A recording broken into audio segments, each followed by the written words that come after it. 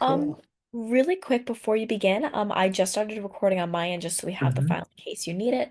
And I will be back in the background if you need anything. But otherwise, feel free to begin your interview whenever you're ready. Okay, thank you so much. Welcome to Grue, and thank you so much for being a guest on my show. I appreciate it. Thank you. Yeah, thanks for having me. This should be fun. Definitely, man, definitely, yes.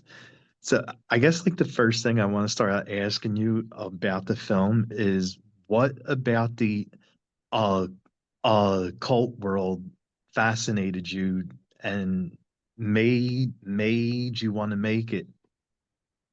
Yeah, I mean, that's a good question. I think like so I'm a huge horror movie fan, right? And Same, so same. yeah, so going back in the day, I watched The Exorcist when I was a kid. I watched The Omen when I was a kid. So these sort of occult movies, Rosemary's Baby, all these old school movies just I still watch them, I repeat watch them, and I love them. So I love that subject. But I guess I keep coming back to why do I love that so much? What about this intrigues me so much? And uh, and so that got me thinking, well, maybe I could go out and meet people who work and practice in a spiritual, not necessarily a dark magic world, but what is this practice about? What would happen? And so that got me excited to find out more. And yes, I went in search of dark magic. Oh, that's awesome. And like when you were starting the film, like did you like go back and like look at books and stuff like to know what you were getting into a little bit, or did you dive in head first without research about like witchcraft and voodoo and everything? Yeah, so my research into the whole subject was pretty vast. I read so many books. I have a stack of occult, spiritual witchcraft books. There's also I even had a long, fabulous interview in LA at a place called the Philosophical Research Society, and there they talk about they have one of the largest libraries of occult and spiritual books in the world. I mean, it's Oh, fantastic wow. resource, and it's a library that anyone can go visit. We shot a wonderful interview there for the film. Unfortunately, it became quite heavyweight, and this is films do have to be entertaining, not just sort of factual. So unfortunately, that scene got cut, and it's a shame for me because I love that scene, I love that moment. But things like that were a part of my research, which was long and broad, and all I did was listen to occult audiobooks, read books, and for months and months and months leading into it. So I tried to take into it as much knowledge, mainly because I don't like to look dumb when I speak to people about their practice. I like to have like a little bit of knowledge, even though, I say very much a cursory understanding, but I try and go in as prepared as I can. And I feel that I always get much better interviews and we go deeper into the subject that way. Hmm. Nice. And like this is like the real stuff that like you went and searched out like real practicing people. And were you were you ever like nervous or like scared going into like meeting these people? Yeah, absolutely. I think that one of the things I'm most proud of is that we've captured a number of spiritual, magical practices that I've never seen on camera before. I've never seen this in a documentary before. We see it in Hollywood movies all the time, Yeah. right? But I've never actually seen this for real. And so I feel like we captured something that to me is a first, and I'm so proud of that. I'm so pleased we managed to do that. Um, but in terms of was I scared? Yeah, I mean, I was scared originally going into it. I would say I was more skeptical about the whole subject. So I wasn't Hmm. necessarily scared about what would happen from a spiritual, magical point of view. But there were times when, you travel to a foreign country, you don't know people. In India, for example, we found a practitioner very last minute. We found him on location. And almost all of the people we speak to in the film, we found by being there. This wasn't set up in Oh, advance. We actually went there and found people. So we had oh no idea wow. if we would find people because people aren't going to answer you over an email or a phone call like, hey, I'm looking for a curse, you know? So we had to be there, boots on the ground, investigative journalism, and try and explain slowly what I'm trying to do in order to get people to show us. And so Hmm. that was a huge part of the film. But there were definitely times, as I said about in India, we found someone last minute. He said he would show us his spiritual practice, but we had to travel 2 miles deep into the jungle up a mountain, and it would Oh be my only God. be done at night, and we What? couldn't come back down unless until the next morning. And so we were like, where are we going to be? We're on our own. We're a tiny crew of Yeah. mostly just three people. And what would happen? And so it was a scary moment of like, at what point are you blindly going into something dangerous? And so, and there's a moment in the film where we talk about this, where we talk about at what point is the risk too great, and should we or shouldn't Hmm. we go up the hill with this person? Um, we did, and we survived. So, and that was only one of a few experiences in the film. So, yeah, it was definitely an adventure. I enjoy that about filmmaking. I think that's Hmm. my number one reason to want to make films is to, see the world as an adventure. And Yeah. yeah, I hope that comes across in the film too. I hope people get that from the film. Oh yeah, definitely. And like, what was like the experience like actually meeting and hanging out with like real witches and voodoo priests and shaman and like what was that experience like being with those people? Yeah, well, I mean, I guess I hate to kind of like break the spell, excuse the pun for anyone, but I, everyone I spoke to across the board were really, really lovely, wonderful people. Hmm. Even though a lot of the scenes look very dark and very scary, the people I met were wonderful. And this is an important thing that I found across the board in this film, that everyone we spoke to said their practice isn't about dark magic. It isn't about doing harm to other people. Their practice is all about positives. It's about helping Hmm. people. It's about bringing communities together. It's about literally positives in life. But the counter to that is there is an element of negative or dark magic. And the Of reason for course. that is they can use it as a defense mechanism. We've got to understand that spiritual practitioners, people in witchcraft, hoodoo, voodoo, they've been persecuted for centuries and for millennia, right? So their negative magic is not because they want to go hurt anyone. It's because Hmm. they want to be able to protect themselves if they're under attack.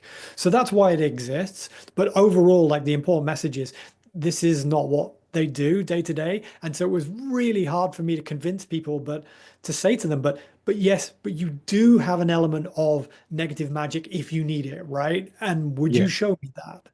And that was the kind of the tricky element to try and convince people I want to see that, and I'm not here to make fun of anything. Yeah, yeah. I mean, you definitely see that, and like when fans watch the film, like you see how concerned and worried that they look like a lot of them didn't do it or didn't want to do it, like asking to be cursed or hexed, and they were like really concerned about doing it and concerned about what would happen to you like doing it. And that definitely isn't someone that's evil if they're worried about how the curse is going to affect you. Yeah, absolutely. No, everyone across the board warned me against doing this. Um, and it was definitely a challenge to kind of convince people to do it. Um, and thankfully, people that warned me against doing it, I don't want to give too much away, but they also sort of somewhat come to my rescue towards the end of the film as well. Hmm. So, Hmm. yeah, across the board, I met some fantastic people, and it was just an absolute privilege to be able to see their magical practice for real on camera. And like what was that like too, like like you were actually like cursed? Like, did you feel any different, or like how was that feeling like when it Yeah. happened? Yeah. I mean, it was real. I mean, an interesting story is when the first person put a curse on me, Sen Elias, he made a curse charm that I wore around my neck, and that was in New Orleans. And he what was interesting, he was such a wonderful, warm chap, and I really enjoyed meeting him. We had a really great conversation. And then when he started to do the dark magical practice to Mhm. create this curse in a charm, his whole demeanor changed, his whole physical presence. I mean, the energy in the room changed. It became dark. And that was one of the first moments that I got this sense of, I felt this heaviness. And, some of that could all be psychological, sure, and people can take from it what they will, but Yeah. I definitely felt his essence change when he was summoning dark energy, that changed.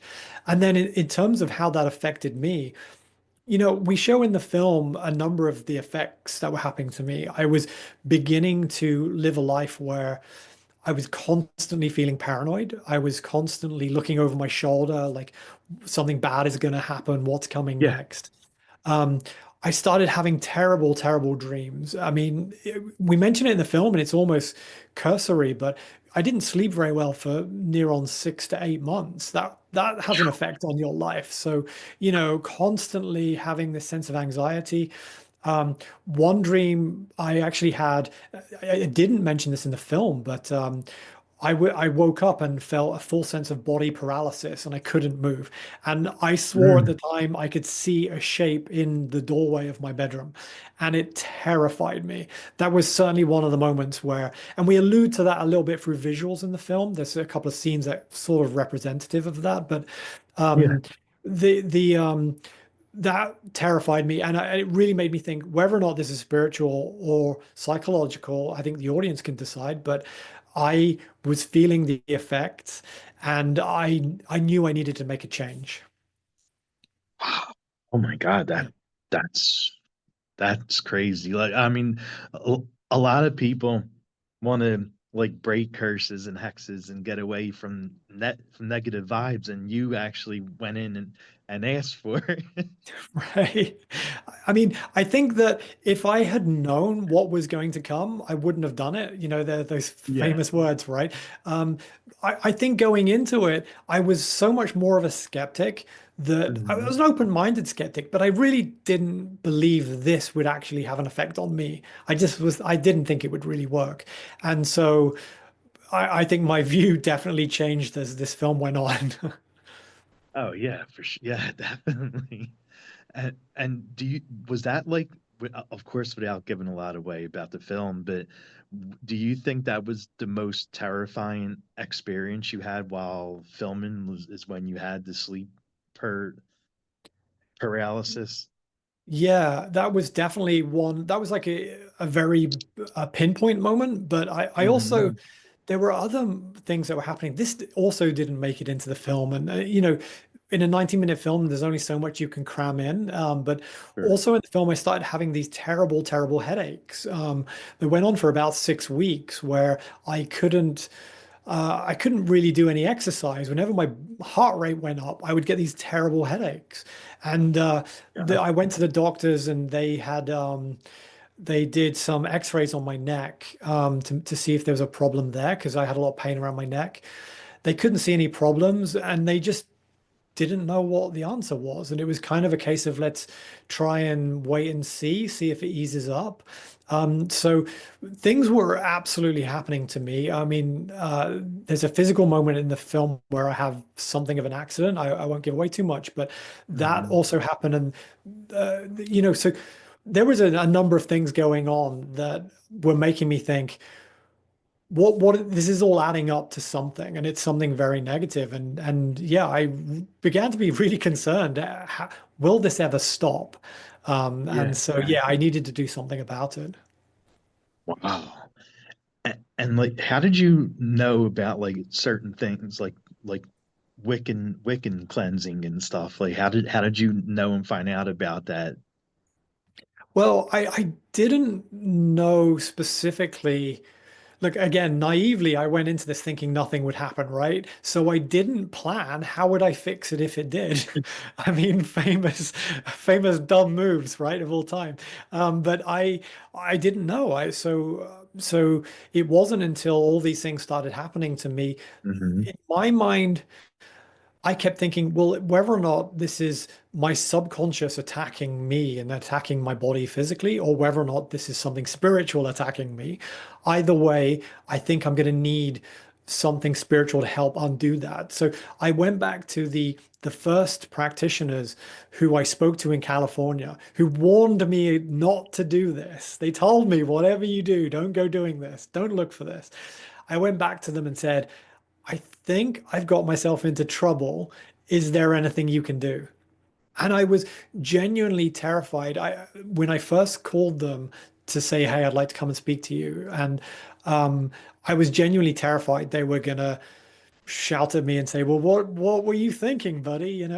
Yeah. But thankfully, it goes back to the point across the board, everyone I spoke to was actually really wonderful, warm people, and they embraced me and said, "Okay, we think you're kind of dumb, but we're going to do what we can to help you."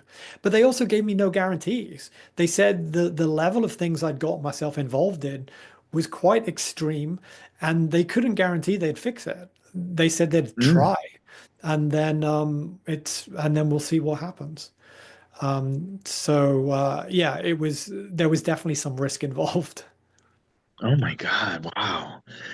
And how did you know, like, for something like this, you definitely have to have like horror vibes and stuff. And how did you know the score, like the music that you wanted, the sound that you wanted for this film?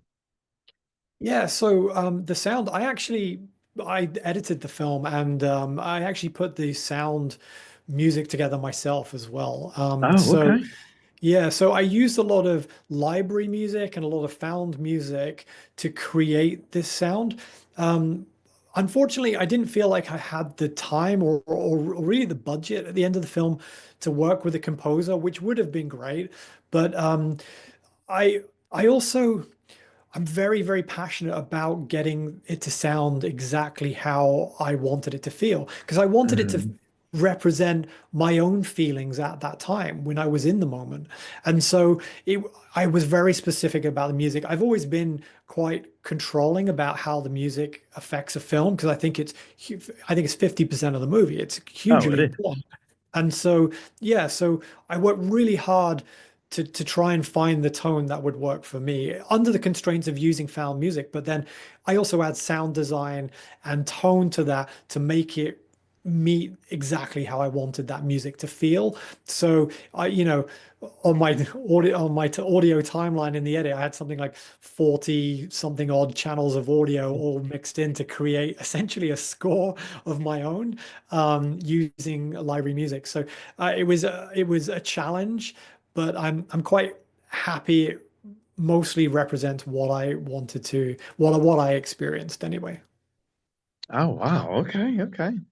And is there anything like you've learned about the occult world that you didn't know going in, and also like learn about your self, like what you can handle? Yeah. I mean, I think I would, people ask me this all the time, and people sort of say, "What do you believe in magic now?" And I think the answer to that is it kind of depends on your definition. There's an argument to say that magic might be another word for the power of your own mind and your own Hmm. way that your own mind shapes your reality. And so I think that is something that I consider a lot more now. And I think about the words I tell myself in my own mind, that inner voice. I'm careful how I listen to that voice, and I'm careful to tell myself, you know, those words have power and they will affect the world Hmm. around you. They absolutely Exactly. affected my world, physically, emotionally, and whether or not magically, and whether or not, it's manifestation and elements like that. I don't know on a broader level, but it will have some effects on you. So I think I learned to respect that power of your mind and your intention a lot more than perhaps I even did before. So that's probably the thing I learned. I think there's a difference between learning a factual piece of information versus knowing something. And I think I feel like I Sure. know that to be true more than I ever did before. Oh, wow. Okay.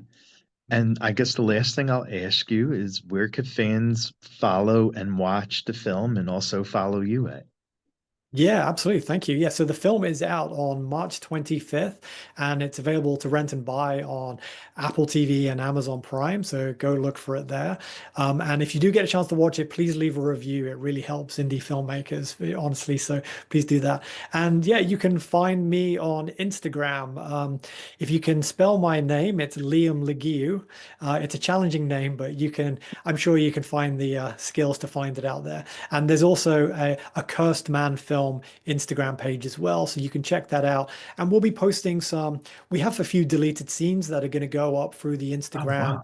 wow. So yeah, there's going to be some new stuff going up there. So yeah, people should go check it out. Definitely. Well, thank you so much for taking time and coming on and doing this. I appreciate it. Absolutely. No, thank you. It's been a really fun interview. Enjoyed it. Thank you, bud. Same. Cool. Thanks, man. Have a good one. Okay, thank you. Bye. Thanks.